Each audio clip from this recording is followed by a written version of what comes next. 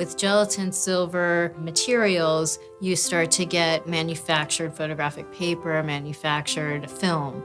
Once it became sort of cheap and ubiquitous, it changed our relationship to photography fundamentally. Everybody not only had been the subject of a photograph, but had made photographs themselves.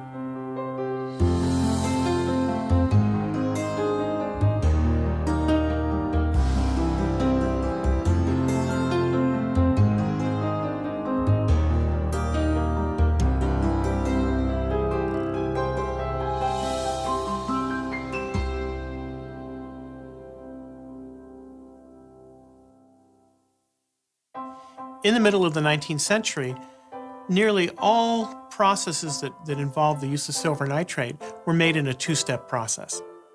Having a one-step process would be infinitely easier. And so, unlike, say, the wet collodion process where you pour collodion onto a plate and it has a bromide, and then you take that plate and dip it into silver nitrate, emulsion photography puts the bromide and the silver into the same solution. It was a combination of experiments done by several different people, but for the most part, it's an English invention.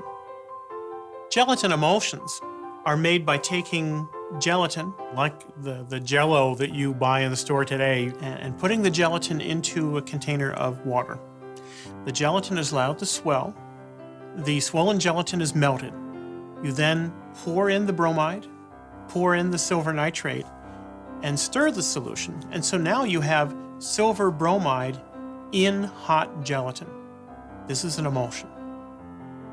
Now in the early 1880s, most of the gelatin dry plates, the glass plates, were coated by pouring the hot gelatin onto a hot glass plate, very much in the way that a collodion plate would be coated by hand. Once you have a dry plate, now you don't have to take a darkroom into the field. You don't have to develop the plate before it dries. You can take a package of plates and you can go on a trip, expose the plates, and then weeks later come back to the comfort of your own darkroom and develop the plate. And that's an important discovery. The same emulsion was applied to paper. These are examples of gelatin silver prints. The gelatin silver print was first introduced in the late 1800s. Gelatin silver print is a developing out process rather than a printing out process. Printing out is when light strikes an object and you actually see it visibly change. Developing out, on the other hand, is a latent image. And what that means is that you just need a little bit of light exposing this material, but you don't see a visible change until you put that material into another chemical which brings out the invisible image. You would start with a much smaller negative than with a contact printing method.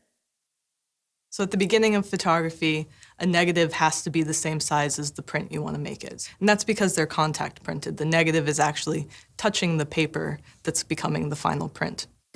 As photography progresses, we become able to enlarge a negative. You can put it in an enlarger and make a bigger print. It's no longer contact printed. In 1888, George Eastman came out with the Kodak camera. You no longer had to be a professional and know the chemistry. You could actually do it yourself. It sounds really simple, well, just send it to us. You press the button, we do the rest. And suddenly, it invents an entire new industry. This is the oldest known Kodak camera. It's called the Kodak. It's serial number 6, meaning it was the 6th one made. After all 100 exposures have been made, the camera will be shipped back to Rochester for processing and reloading. Shutter release is on the side. Still works. Not bad for a camera made in 1888. Because the camera was smaller and easy to carry now, people took their cameras everywhere. It opened up a field of photography for the general public, for anyone to capture all the different moments of their life. Basic aesthetic of a gelatin silver print is a smooth surface because the gelatin sits on top of the paper and the gelatin is what holds the image material in it. as opposed to, say, the salted paper print where the image material was sinking into the fibers of the paper. The gelatin silver process was the dominant photographic process of the 20th century. The vast majority of the analog photographs that we are familiar with were made with this process. The clarity and sharpness of the black and white gelatin silver print became the norm for photojournalism. It was the standard way that information from far away was produced and sent to be published in newspapers and magazines. The process became forever linked with the documentary style of photography that was established by photographers like Lewis Hine and FSA photographers such as Dorothea Lange and Walker Evans. Silver gelatin allows you to make black and white images. It is responsible for all the movies you've ever seen. That's all silver gelatin. When George Eastman came out with the Kodak, they started making flexible transparent film about 1889. Once you have a flexible medium, motion pictures becomes possible. Gelatin silver is also responsible for color photography. During development, the silver releases dyes, and during fixing, you get rid of the silver, but the dyes remain. But all of the color photographs you've ever made, everything in the 20th century that was color, had silver and had gelatin in that emulsion. And that's really what's becoming obsolete by the digital process.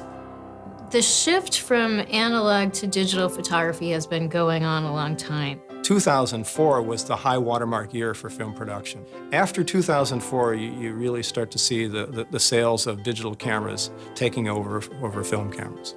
I teach public workshops in photographic processes here at George Eastman House, and we've just recently declared that silver gelatin emulsion is a historic process. So now we're teaching people how to make dry plates and their own photographic paper from scratch.